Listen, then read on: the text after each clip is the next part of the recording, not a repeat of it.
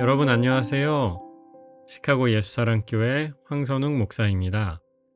오늘도 말씀을 먹고 살고 그 말씀 때문에 변화되는 하루 되시길 소망합니다. 8월 9일 금요일 말씀으로 여는 아침입니다. 오늘 우리에게 주시는 말씀은 열왕기하 21장 1절에서 4절의 말씀입니다. 므낫세는 왕이 되었을 때에 12살이었다. 그는 예루살렘에서 55해 동안 다스렸다. 그의 어머니는 헵시바이다. 므낫세는 주님이 보시기에 악한 일을 하였다. 그는 주님께서 이스라엘 자손이 보는 앞에서 쫓아내신 이방 사람들의 역겨운 풍속을 따랐다. 그는 아버지 히스기야가 헐어버린 산당들을 다시 세우고 바알을 섬기는 제단을 쌓았으며 이스라엘 왕 아합이 한 것처럼 아세라 목상도 만들었다. 그는 또 하늘의 별을 숭배하고 섬겼다. 또 그는 주님께서 일찍이 내가 예루살렘 안에 나의 이름을 두겠다 하고 말씀하신 주님의 성전 안에도 이방신을 섬기는 제단을 만들었다. 이는 주님의 백성에게 주시는 주님의 말씀입니다. 하나님께 감사드립니다. 오늘 말씀은 유다왕 므낫세에 관해 다룹니다. 므낫세는 히스기야 왕의 아들이었고요. 오늘 말씀에 보면 12살의 왕이 되어서 55년을 다스렸습니다. 이스라엘과 유다 모든 왕을 다 통틀어서 가장 오래 통치한 왕이었습니다. 여러분에게 55년이라는 시간이 주어진다면 왕으로서 무엇을 하시겠습니까? 나라를 아마 처음부터 다시 구상했어도 충분한 시간이었을 것 같아요. 백성을 위해서 무엇을 할 수 있을까? 하나님을 위해서 어떤 일을 할 수 있을까? 그런 고민을 할 수 있지 않았을까요? 게다가 히스기야라는 좋은 아버지가 있었습니다.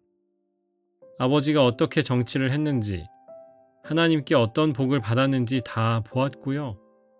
아버지가 이미 필요한 좋은 일들을 많이 해놓은 뒤였습니다. 히스기야가 쌓아놓은 토대 위에 므낫세는 더 위대한 것들을 쌓을 수 있는 기회가 있었던 거죠. 하지만 므낫세는 완전히 반대의 것을 올려놓습니다. 3절에 보면 그는 아버지 히스기야가 애써 헐어버린 산당을 다시 세웁니다. 바알의 제단을 쌓기도 하고 아세라 목상도 만듭니다. 여기 이스라엘 왕 아합이라는 이름이 다시 등장하는데요. 열왕기하 10장 이후로 나오지 않았습니다. 그러다가 므낫세에 와서 다시 등장합니다. 아합은 누구였습니까? 북왕국의 왕 중에서도 하나님 앞에 가장 범죄했던 그런 왕이었죠.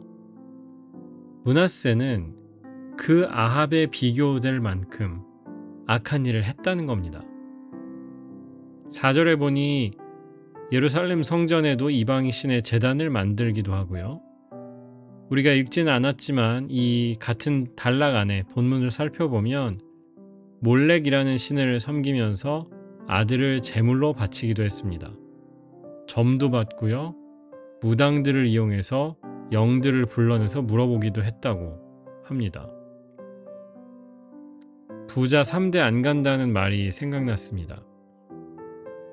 신명기 5장에 보면 모세가 이스라엘 백성들에게 10계명을 다시 한번 리마인드 하는 겁니다. 다시 한번 말씀해요.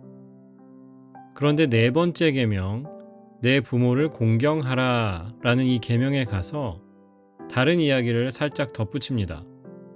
그래야 주 하나님이 너희에게 준 땅에서 오래 살면서 복을 누릴 수 있을 거다.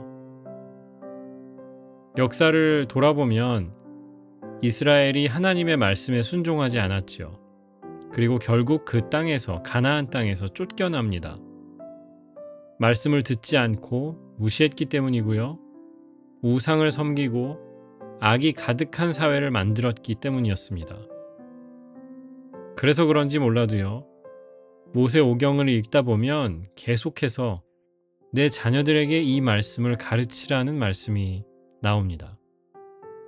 6월절이 끝난 뒤에도, 홍해가 갈라진 뒤에도 성경은 온통 자녀들에게 하나님께서 이러이러한 일을 행하셨다고 꼭 가르치라고 말씀합니다. 부지런히 가르치라고 하죠. 앉았을 때에도 일어섰을 때에도. 반대로 자녀들은 어떻게 해야 할까요? 부모님께 듣는 하나님의 이야기를 기억해야 하지요. 믿어야 하고 자기들의 자녀들에게 다시 가르쳐야 합니다. 결국 무슨 말입니까? 하나님의 말씀을 듣는 것과 부모님을 공경하는 것이 하나라는 얘기입니다. 지금처럼 성경책도 없고요. 유튜브도 없는 상황에서는 하나님에 대해서 배울 수 있는 유일한 통로가 부모님이었다는 거죠.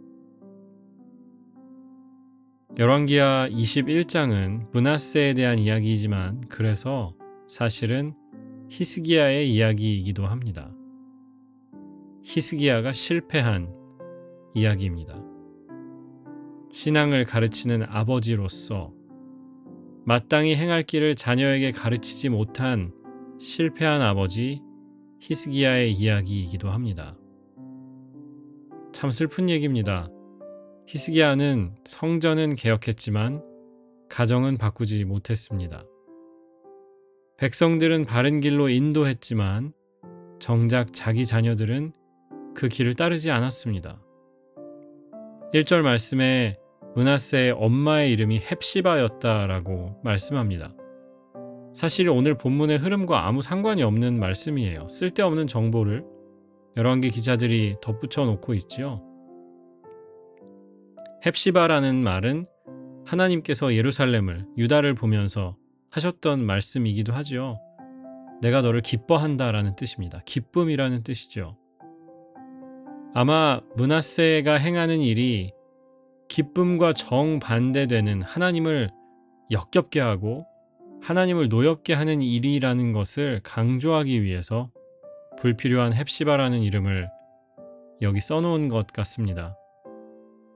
아버지 히스기야와 어머니 헵시바 밑에서 자란 므낫세가 아합 왕 같은 그런 사람이 됐다는 거죠.